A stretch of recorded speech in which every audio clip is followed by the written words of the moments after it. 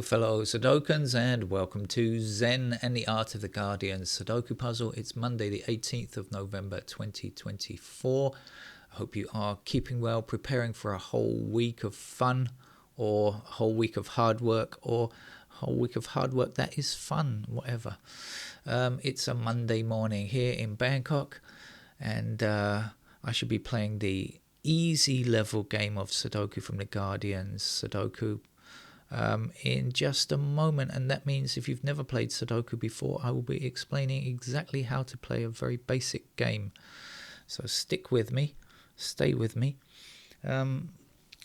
British institutions, what comes to mind when I mention those two words? Maybe it's, I don't know, the Houses of Parliament, or maybe not allowing ravens to fly out of the Tower of London in case of some superstitious mumbo jumbo. Anyway, the thing that comes to my mind quite often are some certain people who have become British institutions. In particular, the YouTube algorithm just managed to hit spot on yesterday evening. I was watching YouTube. I don't really watch TV anymore. Watching YouTube, and first of all, a Kate Bush video came on from 1979, a Christmas special, a good recording. I've never seen it before, and basically that's really, she stopped doing concerts after that. I mean, it's not a concert; it is a concert. Well, some of it is lip synced, obviously, but it's a show, a Christmas show, featuring just Kate singing, dancing, and a couple of songs with Peter Gabriel. And there were a couple of songs there that I hadn't heard before, and I'm a massive Kate Bush fan. She has been a British institution for so many years now. She's marvellous, just the most incredible. But it reminded me, I went to see her in concert at that time, her first series of concerts before she stopped for 30 years. Let's have a 30-year break. That's quite a lunch break. She stopped for 30 years, but I saw those original concerts in, I can't remember, 78 or 79, something like that. I think it was at London Palladium, if I remember correctly. And I was totally wowed. And that's one of her songs, wow, wow, wow. But it was tremendous, really tremendous. A whole stage show with magician and dancers, and it was just so incredible. So it brought back a few memories watching that. So thank you for the YouTuber that uploaded that. And then somebody else uploaded a video featuring Stephen Fry, another great British institution, I think. And it was recorded it's a podcast recorded just a couple of days ago in Australia. And he was being his normal Stephen Fry self, just, raconteur, knowledgeable person and entertainer. Brilliant interview. But he was reading a letter that he wrote to his future self when he was 15 or 16. He wrote a letter to his future self, and then he read a letter later on that he wrote in reply to his past self, and it was so brilliant. Tremendous stuff from Stephen Fry. Okay, so thank you, YouTube, for the algorithm really hitting, I think. Right, so I'm going to explain how to play the game of Sudoku then. What is this game? It's a grid. Well, you can see that already. What does it have? It has 9 squares across by 9 squares down, which I'm highlighting blue. And it also has 9 squares in these outlined sections, like so. Okay, 9, 9, 9, 9, 9. I'm not negatively speaking in German. I am saying that's how many squares there are, and that's 9 is the highest number, or 1 is the lowest number. And I think you could guess, I think people must guess what you're supposed to do even without reading the user manual, right? I think you can just jump straight in and probably know what you're supposed to be doing. That is filling in each of the blank squares with a digit. Lowest number 1, highest number 9. How do we go about it? We never guess. That's the only important rule. Don't guess. Just use logic to find the answer. And in particular, the most important logic that we need is a kind of logic of exclusion. If something cannot be anything else, it must be that thing there. So what am I talking about? Okay, look, we have 1, 2, 3, 4, 5 empty squares in this block here. We have 5, 7, and 9 already. We have to fill this block with every other digit that is not 5, 7, or 9. So what do we need? We need 1, we need 2, 3, 4, 6, and 8. And that's what we'll fill in this block here. Now, how can we decide what goes where? Well, what we can do is look at the digits surrounding this block, not in this block, but around here. So we've got a 1 in this row here already. Now, because we know that there are only 9 squares in this row, it means that the number cannot reappear. So neither of these 2 squares can be a digit 1 because we already have 1 over here. We have a 1 in this row already, which effectively stops those 3 squares from becoming 1. And now we're only left with one possibility, and so we know that the 1 has to be there because it can't go in any of the other empty squares. Got it? Right, that's all we need. Now, look down here. There's another, oops, forget that one, just random mousing there.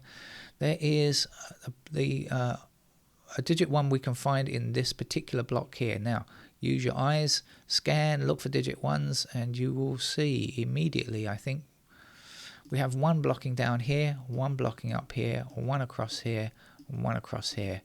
Only one possible space where the 1 can go. It's got to go there. Right, now we're really cooking with gas.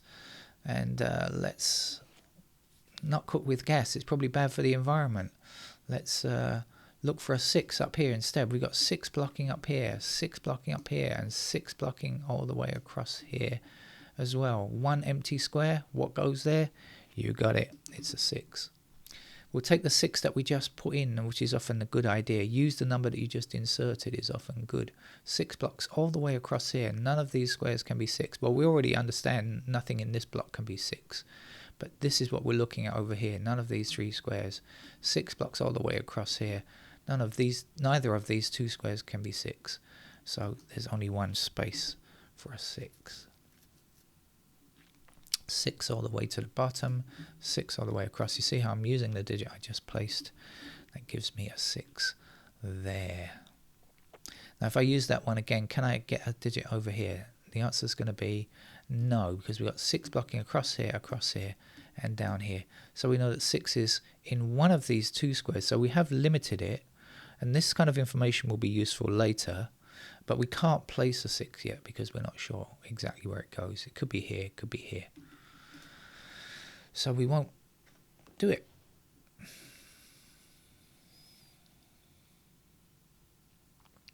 What else do I need to tell you about this game? Yeah, okay, so the next thing I'm going to tell you is how to use that information that the kind of information that I just pointed out to you, right? So what do we know about 5s up here? We got 5 blocking up and 5 across here. So what do we know about 5s? Well, we know that 5 has to be in one of these 2 white squares. It's either here or it's here because it's blocked across the middle and blocked up here, right? So I'm going to click on the 5 and I'm going to highlight these 2 squares because we know that it's one of those 2 squares, but we don't know which one.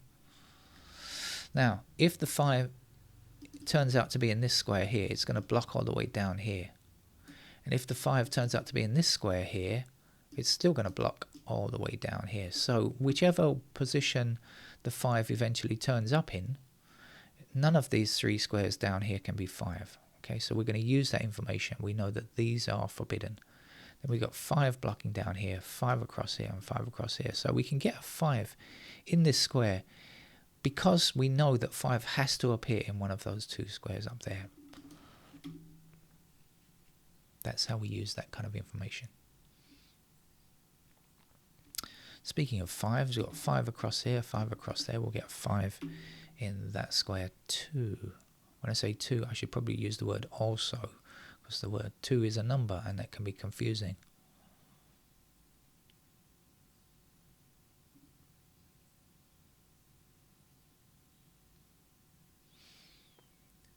Still looking for stuff. By the way, I don't play any of these games. I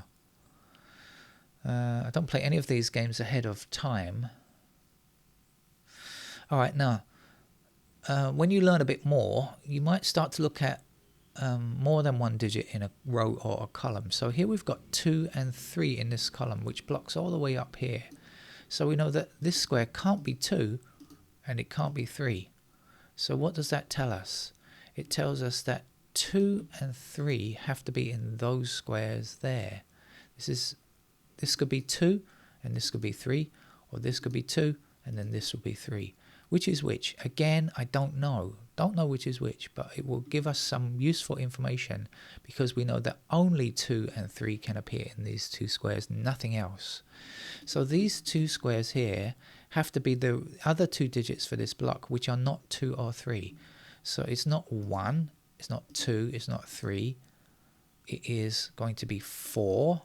It's not 5, it's not 6, or 8, because we got 9. So these two squares must contain only 4 or 8. Can't contain anything else.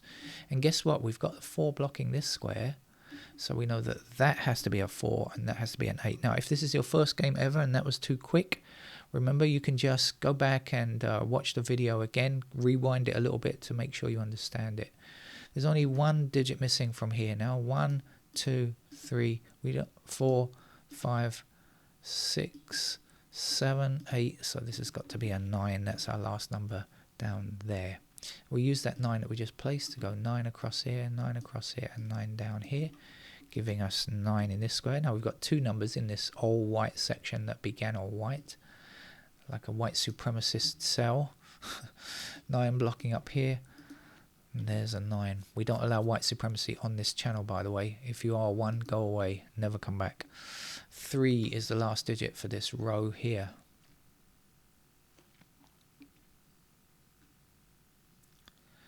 Now I'm going to show you, this is going to look a bit odd. I want to show you how what I just told you about following numbers around can lead you to a digit. Let's do this. 3 blocks down here, right? We've also got 3 blocking across here. Now 3 blocks across here like this as well. So in this section here, what do we know? We know 3 is either here or here, right? So it's going to, if it's here or here, it doesn't matter, it's going to block all the way down here. So now we've got 2 possibilities, right? Now 3 blocks across here, 3 also blocks down here. So what do we now know? We now know that 3 is either here or here. And what do we understand? Because it's in one of these 2 squares, this can't be 3. So eventually we end up with a 3 there. Again, as I said, if this is too fast, you can just rewind. Now we've got 3 blocking both of these squares. Remember, a number can appear in its block only once. So because we have 3 here, we obviously can't have 3 in either of these 2 squares, but we need it for this row. And there's only one empty square left. So the 3 has to go there. And now we can find out what these 2 numbers are, because they're the ones that are lacking for this row. They are 2 and 4. That's what we don't have in this row. And we've got 4 blocking down here, so we know that's our 4 and that's our 2. I hope you're still with me. We're going quite well, but you know, it is an easy level game, and as you get to play more, you'll find out they can get a lot more difficult than this. 8 blocks up, 8 blocks up, and 8 blocks across here. That gives me an 8 in that square there. 9 blocks across here and 9 blocks up here. That means this has got to be a 9. 9 blocks down here, 9 blocks up here, and that means this is a 9. And 9 blocks across here and 9 blocks down here, and this is a 9. And this is the final digit 9. If you notice, 9 in this row, 9 in this row, 9 in this row, 9 in this column, every column, and every block. So 9 is finished. There are only 9 instances of each digit on the board. And so once you've got all 9 of them, there are no more to find. So there are no more digit 9s to look for. So that's something we don't have to worry about now. When you see 2 empty squares like this, it's usually a good idea to see what's missing. So what is missing? We've got 1, 2, 3, 4, 5. We don't have 6 or 7. Does that help us? Yes, because we've got 6 blocking up here. So there's our 6 and there's our 7.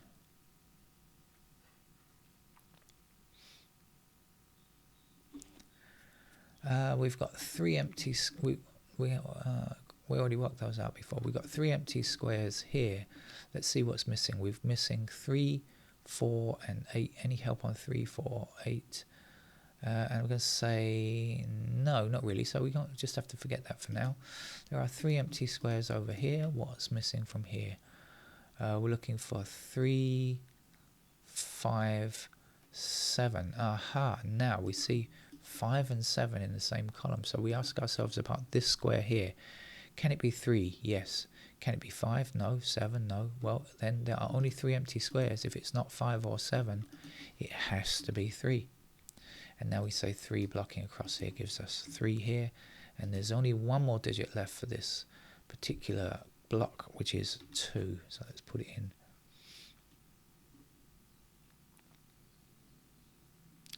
5 blocks up here, so this is our 5, and then 7 is our last digit to go there. There's only one empty square at the bottom of these 2 columns, so we should look for that first.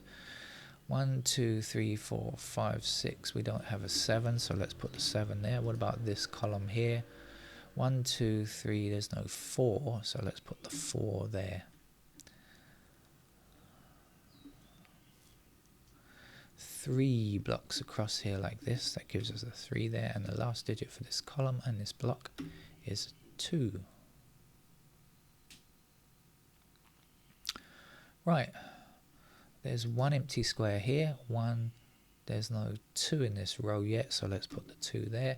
And let's see what's missing from here. It's 5 and something, so when I see the 5 blocking up here, I can immediately put the 5 in, even before I look for the something.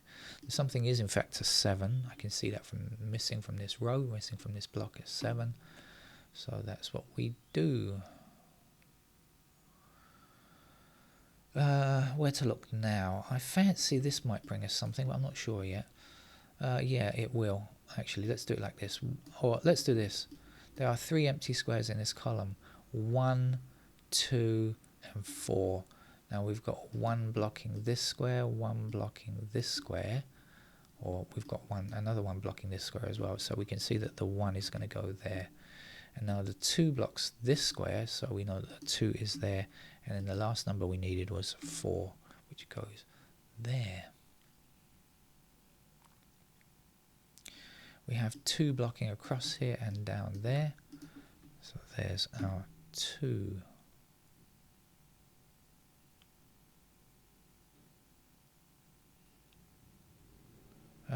Five and 9 are both finished. Everything else is still to play for. There are 2 empty squares down here. We need digits 2 and 8.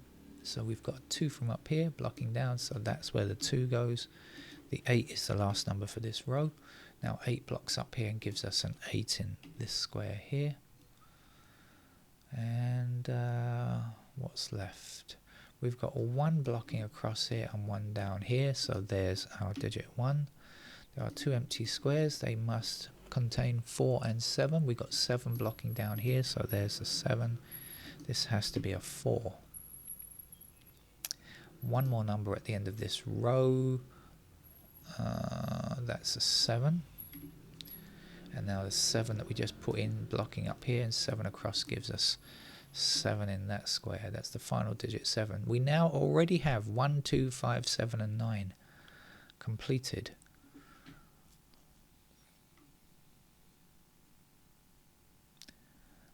So let's see let's click on a number that we still need. 3 blocks across here, so that's going to give us 3 in that square. And now there's 1 more empty square to fill here. 1, 2, 3. We don't have 4.